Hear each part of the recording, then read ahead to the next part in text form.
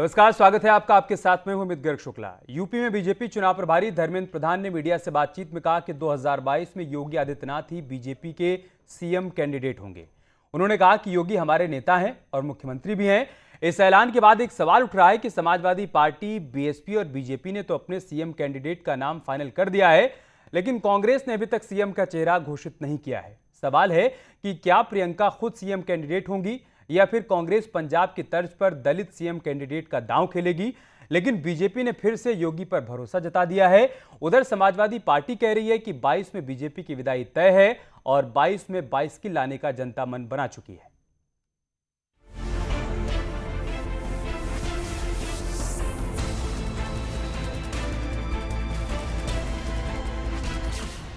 दो 2022 में योगी ही चेहरा। 2017 में पार्टी ने मुख्यमंत्री का प्रश्न नहीं किया था। क्या 2022 में तो देना ही नहीं, अभी तो योगी आदित्यनाथ जी हमारे नेता है, मुख्यमंत्री हैं।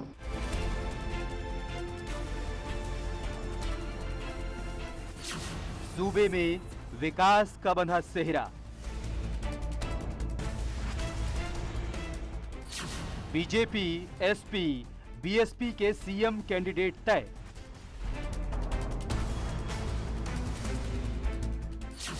कांग्रेस में प्रियंका के चेहरे पर चुनाव।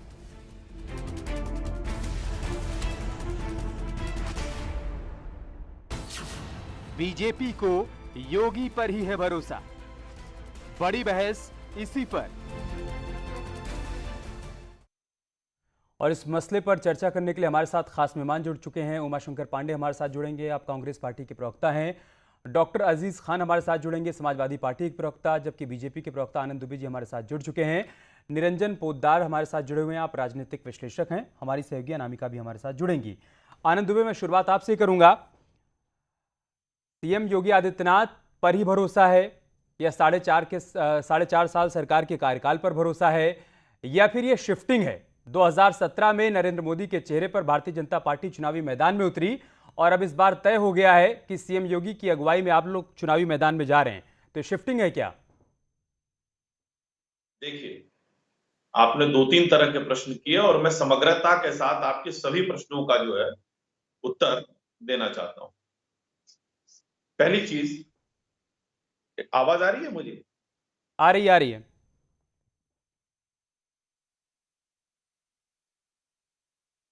आ रही है, आपकी आवाज आ रही है आनंद दुबे जी, अपनी बात पूरी करिए आप।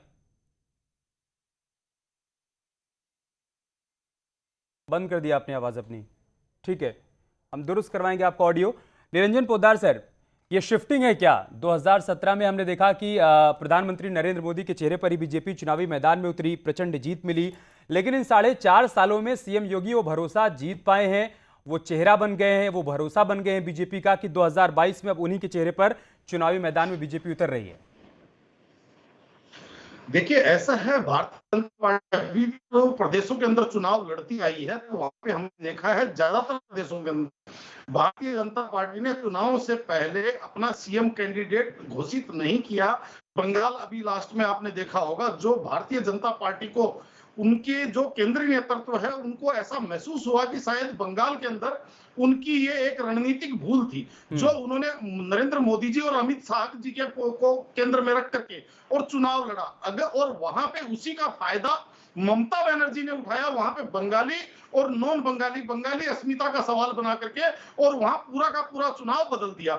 इसी को देखते हुए आज भारतीय जनता पार्टी ने अपनी रणनीति जिस तरीके से तय की है और जिस तरीके से पिछले 4.5 साल के अंदर माननीय योगी आदित्यनाथ जी ने जिस तरीके से कार्य को डिलीवर किया है, खासकर सबसे ज्यादा जो उत्तर प्रदेश के अंदर अगर हम कहेंगे तो कानून और व्यवस्था के मामले के अंदर जिस तरीके से योगी आदित्यनाथ जी ने अपना एक रिकॉर्ड लोगों के सामने पेश किया, तो निश्चित रूप से ये चीज तो अवसंभावित थी कि भारतीय जनता पार्टी आगामी चुनाव के माननीय योगी आदित्यनाथ जी के कंधों पे और उनके नेतृत्व के अंदर चुनाव में जाएगी। ये चीज तो निश्चित थी।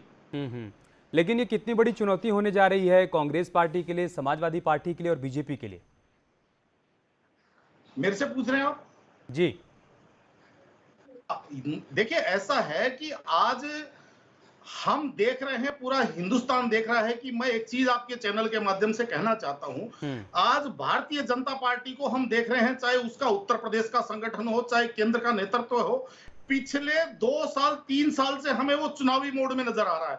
और उसके बाद में जो ओवरग्राउंड वर्कर, जो आरएसएस का जो ओवरग्राउंड वर्कर है, वो गली गली, मोहल्ले मोहल्ले, वार्ड, और यहां समझ लीजिए एक एक घर घर तक वो अपनी पहुंच बनाए हुए और पूरा चुनावी मोड के अंदर। दूसरी तरफ हम देख रहे हैं कि कांग्रेस ने अभी तक अपना केंद्रीय अध्यक्ष पूर्णकालिक उस पर हम सवाल करेंगे, कांग्रेस पार्टी के प्रवक्ता हमारे साथ जुड़ने वाले हैं, लेकिन उससे पहले आनंद दुबे अपनी बात पूरी करिए। नजर नहीं आ रही। ठीक है सर। ये पहले से ही हमारे प्रदेश अध्यक्ष जी इस बात को कहते रहे हैं कि योगी आदित्यनाथ जी हमारे मुख्यमंत्री हैं और चुनाव उनके चेहरे पर होगा, इसमें कहीं से कोई कंफ्यूजन की बात रही ही नहीं है। तो योगी आदित्यनाथ जी चेहरा रहेंगे। योगी आदित्यनाथ जी के नेतृत्व में 4.5 साल में सरकार के सभी मंत्रियों, पार्टी के सभी कार्यकर्ताओं ने जिस तरह से 4.5 साल में उत्तर प्रदेश में सरकार के स्तर पर और संगठन के स्तर पर कार्य किया है, सरकार की जन कल्याणकारी नीतियों को, योजनाओं को आम जनता तक पहुंचाया है, उनको उससे जो राहत मिली है और उनसे उनका जो जीवन बदला है, इन सारे मुद्दों को लेकर, साथ ही प्रधानमंत्री जी के लोकप्रिय चेहरे को लेकर, प्रधानमंत्री जी के सर्व स्वीकार्य नेतृत्व को लेकर, प्रधानमंत्री जी के मार्गदर्शन को लेकर, प्रधानमंत्री जी के मार्गदर्शन, योगी जी के नेतृत्व में उत्तर प्रदेश का चुनाव भारतीय जनता पार्टी लड़ेगी और भारतीय जनता पार्टी के सभी कार्यकर्ता एकजुट होकर इस पार्टी में और इस चुनाव में उतरेंगे और पार्टी को प्रचंड बहुमत दिलाएंगे। ठीक है अनामिका, क्या आज एक संदेश उन लोगों को भी दे दिया गया जिनके मन के किसी कोने में एक आशंका इस बात की थी कि हो सकता है कि कोई नया चेहरा आ जाए, या फिर ये हो सकता है कि कह दिया जाए कि कोई चेहरा आगे नहीं रखेंगे हम, उन सभी को सीधा संदेश चला गया आज? और देखिए, आशंका के साथ साथ जिन लोगों को ये उम्मीद थी कि नए सिरे से कम पार्टी इस पर विचार करेगी तो शायद उनका नंबर भी लग जाए, इस सारे जो भी लोगों के मन में, जहन में सवाल थे, शंका थी, उन सबको कई बार ठीक करने का कोशिश किया गया। आप याद करिए कि इसके पहले भी, चाहे काशी की बात करें हम या महोबा की बात करें, कई मंचों से प्रधानमंत्री मोदी ने खुद मुख्यमंत्री योगी आदित्यनाथ के कामकाज की तारीफ की और ये कहा कि उत्तर प्रदेश अब विकास का परिचायक बन चुका है। तो ये कहीं ना कहीं उस वक्त भी साफ हो गया था जब पीएम तारीफ में कसीदे पढ़ रहे थे और ये कह रहे थे कि भाई योगी जी ने इतना काम किया, तभी लोगों के जहन से बहुत कंफ्यूजन क्लियर हो गया होगा। लेकिन आज चूंकि चुनाव के प्रभारी धर्मेंद्र प्रधान है और इसके पहले प्रधान कई राज्यों के चुनाव प्रभार का जिम्मा देख चुके हैं, एक बड़ा एक्सपोजर हो चुका है उनका ऑलरेडी, और यूपी जैसे बड़े राज्य में वो आते हैं, 3 दिनों तक मंथन करते हैं, और मंथन में ऐसी कोई बड़ी बैठक नहीं होती है जहां पर मुख्यमंत्री योगी आदित्यनाथ की मौजूदगी ना हो। और इसके पहले भी जितनी बड़ी बैठकें हुई उत्तर प्रदेश में, लखनऊ में या गोरखपुर में या मुख्यमंत्री आवास पर, उन सब में गठबंधन से लेकर अलग अलग मुद्दों को लेकर या किसी बड़े फैसले को लेकर मुख्यमंत्री योगी आदित्यनाथ की मौजूदगी हर जगह रही है। इसके पहले भी अगर आप देखें तो मुख्यमंत्री योगी आदित्यनाथ वो चेहरा है जो हिंदुत्व के पोस्टर बॉय होने के साथ साथ अलग अलग राज्यों में भी चुनाव प्रचार का जिम्मा संभाल चुके हैं और उन राज्यों में सीटों पर अच्छा खासा असर भी देखने को मिला है जहां पे पार्टी को इसका फायदा मिला है। तो कम से कम पार्टी उस स्थिति में है जहां पर यूपी में योगी से मुफीद फेस कम से कम पार्टी के पास तो नहीं है हिंदुत्व के मामले में। दूसरी बड़ी बात यह कि विकास के मामले में भी जो 4.5 साल की उपलब्धियां है सरकार की, इस पर पीठ थपथपाते नहीं थकते हैं पीएम मोदी भी। तो कम से कम आज चुनाव प्रभारी की तरफ से भी ये साफ कर दिया है चुनाव के पहले 6 महीने पहले कि योगी आदित्यनाथ ही पार्टी का चेहरा होंगे, पार्टी के नेता होंगे और पार्टी इन्हीं के चेहरे पर चुनाव में भी जाएगी। ठीक है डॉक्टर अजीज खान, आप 4.5 साल के सरकार के कार्यकाल पर सवाल उठाते हैं, आप लोग कहते हैं कि काम नहीं हुआ। देखिए उसी काम पर मुहर लगी है और उसी चेहरे पर बीजेपी मैदान में भी उतरने जा रही है। प्रेम जी ये बताएं हमें आप, ये मुहर किसने लगाया है? भाई मोहर तो लगाया धर्मेंद्र प्रधान जी ने, मोहर लगा रहे मोदी जी। तो मोदी जी देश में आज जो देखें वो तो पार्टी बीजेपी के आदमी है, जाहिर सी बात है कि जब उन्हीं का आदमी है और उन्हीं से मोहर लगवाना है तो कोई मतलब तो है नहीं। एक बात देखिए, जो बड़ा अहम बात हम करना चाह रहे हैं आपसे, वो ये करना चाह रहे हैं कि साहब आपने कहा कि साहब चेहरा है सीएम योगी जी 2022 का चेहरा होंगे। मैं जानना ये चाह रहा हूं कि 2017 में चेहरा कौन था? 2017 में ये कहा गया था कि पिछड़े समाज को हम मुख्यमंत्री बनाएंगे, लेकिन आज के हालात क्या हुए? उसके बाद क्या हुआ? आपने खुद देखा कि केशव प्रसाद मौर्य को कैसे साइड कर दिया गया और एक ऊपर से फ्लाइट मोड से ला करके योगी जी को खड़ा कर दिया गया। तो कहने का मकसद ये है कि देखिए बीजेपी क्या कहती है और क्या करती है। ये हम नहीं कह रहे, ये पूरा प्रदेश कह रहा है, ये पूरा देश कह रहा है, क्योंकि बीजेपी जितनी भी बातें करती है वो कहीं ना कहीं हर बात एक जुमला साबित होता है। और आज जिस तरीके से प्रोजेक्ट की बात हुई, आपने कहा साहब कि धर्मेंद्र प्रधान जी यहाँ साहब प्रभारी हैं। मैं जानना चाह रहा हूँ धर्मेंद्र प्रधान जी का जो क्राइटेरिया है जरा उस पर नजर दौड़ाएं। ये पेट्रोलियम मंत्री थे, ये विफल रहे, अभी माननीय मोदी जी ने इनको थोड़े दिन पहले हटाया। दूसरी बात, ये पिछले चुनाव में बिहार में ये वहां के भी अजीज खान साहब, जो दर्शक देख रहे होंगे वो सोच रहे होंगे जितना आत्मचिंतन आप उनको लेकर कर रहे हैं, इतना पता नहीं अपने आप को लेकर करते हैं नहीं। और आप ये कह रहे हैं कि अपने कामकाज को वही लोग मुहर लगा रहे हैं। तो अखिलेश यादव ने भी किया था, 2017 में कहा था काम बोलता है। वो अलग बात है कि जनता को काम पसंद नहीं आया था, है ना। उमाशंकर जी देखिए, समाजवादी पार्टी का साफ, आऊंगा अजीज खान साहब, आऊंगा आपके पास। समाजवादी पार्टी का साफ है कि अखिलेश यादव मुख्यमंत्री बनेंगे अगर समाजवादी पार्टी जीत कर आती है। बीएसपी का भी साफ है, बीजेपी का भी साफ हो गया। कांग्रेस पार्टी क्यों नहीं तय कर पा रही है भाई कि कौन होगा चेहरा?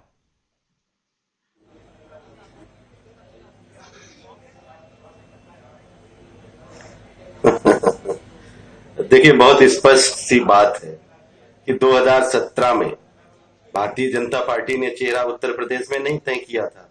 किसी का चेहरा दिखाया, केशव मौर्य का बना दिया योगी जी को। हरियाणा की बात मैं करना नहीं चाहता, वहां पे बगैर चेहरे पर चुनाव लड़े और खट्टर को लाके बिठा दिया। महाराष्ट्र में देवेंद्र फडणवीस को ला दिया, उनके चेहरे पर चुनाव नहीं लड़ा। ये एक प्रक्रिया होती है। रही बात कांग्रेस की, कांग्रेस पार्टी लोकतंत्र में, डेमोक्रेसी में भरोसा करती है और जिसके तहत ये है कि जो विधायक यानी कि जनता के प्रतिनिधि चुनकर आते हैं वो मुख्यमंत्री का चयन करने का। ठीक है, कुछ तकनीकी दिक्कत है, आएंगे आपके पास। लेकिन जो आरोप आप बीजेपी पर लगा रहे हैं वो तो आप पर भी लगता है ना। सिंधिया को आपने चेहरा बनाया और फिर बाद में मुख्यमंत्री कमलनाथ जी को बना दिया, उधर सचिन पायलट को चेहरा बनाया, मुख्यमंत्री गहलोत जी को बना दिया। तो सवाल तो बीजेपी भी आपसे पूछती है ना। अच्छा ठीक है, आनंद दुबे जी अब ये बताइए कि समाजवादी पार्टी कह रही है और उमाशंकर जी को भी आशंका इस बात की है कि आप लोग चेहरा तो कोई और दिखाते हैं लेकिन बाद में बना किसी और को देते हैं। तो इस बार तो ऐसा कुछ नहीं होगा ना? नहीं, देखिए, सबसे बड़ी बात यह है कि भारतीय जनता पार्टी में एक प्रक्रिया है और भारतीय जनता पार्टी 2017 में भारतीय जनता पार्टी का समग्र नेतृत्व जो है वो चुनाव लड़ा था। चुनाव के बाद विधायक दल की बैठक हुई। विधायक दल की बैठक में जिसे नेता चुना गया, जिसे हमारे केंद्रीय नेतृत्व ने चुना, वो प्रदेश का मुख्यमंत्री हुआ। आज 2022 में का जब हम चुनाव लड़ने जा रहे हैं तो योगी जी ने जिस तरह से लोकप्रियता अपनी सिद्ध की है, जिस तरह से उन्होंने एक सफल प्रशासक के रूप में अपने आप को सिद्ध किया है, जिस तरह से उन्होंने उत्तर प्रदेश की तस्वीर को बदला है, जिस तरह से उन्होंने उत्तर प्रदेश को भयमुक्त उत्तर प्रदेश बनाया है, निवेश करने वाला उत्तर प्रदेश बनाया है, उत्तर गुड गवर्नेंस वाला उत्तर प्रदेश बनाया है, तो निसंदेह उत्तर प्रदेश में उनके चेहरे पर चुनाव होगा। अभी मैं समाजवादी पार्टी को सुन रहा था, वो धर्मेंद्र प्रधान जी के बारे में कह रहे थे कि वो जो प्रभारी हैं, ये देखिए इनके यहाँ ना संगठन है ना कोई प्रभारी है, यहाँ तो बस परिवार ही भारी है और उसमें भी मारामारी है। तो सबसे बड़ी बात यह है कि समाजवादी पार्टी में तो यह भी नहीं है, ये हमारे साथ जो प्रवक्ता बैठे हैं, ये बताइए क्या ये कभी ख्वाब में भी सोच सकते हैं कि ये समाजवादी पार्टी में रहते हुए मुख्यमंत्री बन सकते हैं? नहीं, वहां एक ही परिवार का आधिपत्य है, अखिलेश जी है, अखिलेश जी के बाद उनका बेटा हो जाएगा, फिर उसके बाद कोई और होगा। यही हाल कांग्रेस पार्टी में है, राहुल गांधी, प्रियंका गांधी के अलावा उन्हें कोई दिखाई नहीं देता है। तो ये वो पार्टियां हैं जो परिवार से आगे तो सोच नहीं पाती हैं और जो है दूसरों पर सवाल उठाती हैं। ऐसे पार्टियों को जनता भली भांति जानती पहचानती है और इसीलिए जनता ने लगातार इनको आईना दिखाने की कोशिश की है, इनको आत्मचिंतन का मौका दिया है। इनको विपक्ष में जो भेजा है वो इसलिए भेजा है कि भाई आप आत्मचिंतन करो और आपके अंदर जो कमियां हैं उसको दूर करो, लेकिन ये उन कमियों को नहीं दूर करते हैं, ये दूसरों पर आरोप लगाते हैं, सवाल उठाते हैं और इसीलिए जनता की निगाहों में ये तरीका नहीं है। एक आदमी को पूरा मौका दे रहे हैं बात करने के लिए, ले लीजिए आप मौका ले लीजिए। अरे अजीज खान साहब नाराज मत होइए, आपके पास ही आ रहा हूँ। नहीं, नाराज का क्या मामला है? अरे आप नाराज दिख रहे हैं इसलिए कह रहा हूँ। ठीक है, अब इसमें समय मत बर्बाद करिए ना सर, आप जवाब दीजिए। उन्होंने जो सवाल उठाया उस पर जवाब देंगे हम। ये तरीका थोड़ी होता है कि पूरा वक्त आपको जनता नहीं सुन रही है। आप देखिए, आज जिस तरीके से आनंद दुबे बात कर रहे हैं, मेरी बात सुनिए, आप दुनिया भर की बातें कर रहे हैं। वो जो 2017 में उन्होंने किया, उन्होंने चेहरा बदल दिया। पिछड़ा समाज अपने आप को बहुत उपेक्षित महसूस कर रहा है। पहली बात, उसका जवाब इनके पास नहीं है। योगी जी के नाम पे चुनाव नहीं लड़ा गया। मेरी बात सुनिए, आप किसी को भी चेहरा बना ले, मेरी बात सुनिए, आप अल्लाह मत करिए। 2022 में किसी को भी चेहरा बना ले। आप 4.5 साल में जो आपने कारनामे किए हैं, वो कारनामों का पोल खुल चुका है। आपने जनता से बहुत वादा किया था, बहुत वादा किया था, बड़े बड़े ख्वाब दिखाए थे जनता को आपने, वो ख्वाब आपने पूरा नहीं किया। जनता अपने आप को ठगा महसूस कर रही है, आपने धोखा दिया है, और धोखा देने के बाद आप चाहे कोई भी आप चेहरा दिखा दो, किसी को भी प्रभारी बना दो, प्रभारी बना देने से, चेहरा बदल देने से कोई फायदा नहीं होने वाला। आप पोस्टिंग देते हैं और आप पिछड़ों की बात करते हैं। आपने तो पिछड़ों का हक मारने की पिछड़ों को धोखा दिया, पिछड़ों को आपने ठगा है, पिछड़ों को सबसे ज्यादा धोखा अगर आपने दिया है तो सबसे ज्यादा पिछड़ों को धोखा दिया है आप पर राजनीति की और पिछड़ों को हमेशा सत्ता से दूर रखा। देखिए एक बात आप समझ लें, जो आपकी ये प्रक्रिया है पिछड़ों के साथ हमेशा नाइंसाफी, वो आज से नहीं चलाया है। जब माननीय मुख्यमंत्री महोदय हमारे जो अखिलेश जी थे, वो जब उन्होंने मुख्यमंत्री का आवाज छोड़ा तो उसको आपने बाकायदे गंगा जल से धुलवाया, गंगा जल का छिड़काव करवाया। ये आपका ठीक है सर, वो तो आप लोग भी कर रहे हैं अजीज खान, वो तो आप लोग भी कर रहे हैं। उमाशंकर पांडे जी जल्दी से बता दीजिए, जो दर्शक इस वक्त देख रहे होंगे और कांग्रेस पार्टी के जो तमाम कार्यकर्ता इस वक्त देख रहे हैं और सुन रहे हैं आपको, वो भी जानना चाहते हैं कि किसके चेहरे पर आप चुनावी मैदान में उतर रहे हैं। क्या प्रियंका कोई चेहरा मान लिया जाए सीएम कैंडिडेट का, या फिर सिर्फ उनकी अगुवाई भर मानी जाए? ठीक है, आगे आप दोनों की बात आ गई सर, उमाशंकर जी को सुन लीजिए। देखिए, बार बार कांग्रेस पार्टी ने हमेशा स्पष्ट किया, आदरणीय प्रियंका गांधी जी के मार्गदर्शन में, उनके नेतृत्व में उत्तर प्रदेश का चुनाव लड़ा जा रहा है। आई रिपीट, आदरणीय प्रियंका गांधी जी के मार्गदर्शन और निर्देशन में उत्तर प्रदेश का चुनाव हम लड़ेंगे, और जो विधायक दल चुनकर आएगा, जो विधानमंडल दल जिसको अपना नेता तय करेगा, वो उत्तर प्रदेश का मुख्यमंत्री बनेगा। और कांग्रेस इन्हीं इसी सोच पर आगे बढ़ती है। रही बात तमाम तरीके की, जो चाहे प्रधानमंत्री जी आके मुख्यमंत्री की तारीफ करें और पर्दे के पीछे से योगी के खिलाफ और योगी मोदी के खिलाफ, योगी और केशव मौर्य का जूतम पहचार, ये सब कहाँ छिपा हुआ है?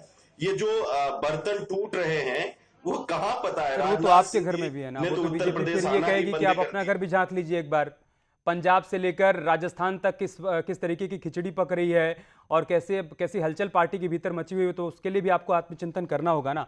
बहुत शुक्रिया आप सभी का हमारे साथ जुड़ने के लिए और इस बड़ी खबर का हिस्सा बनने के लिए। एक छोटा सा ब्रेक लेंगे, खबरें जारी, आप बने रहे हमारे साथ। नमस्कार।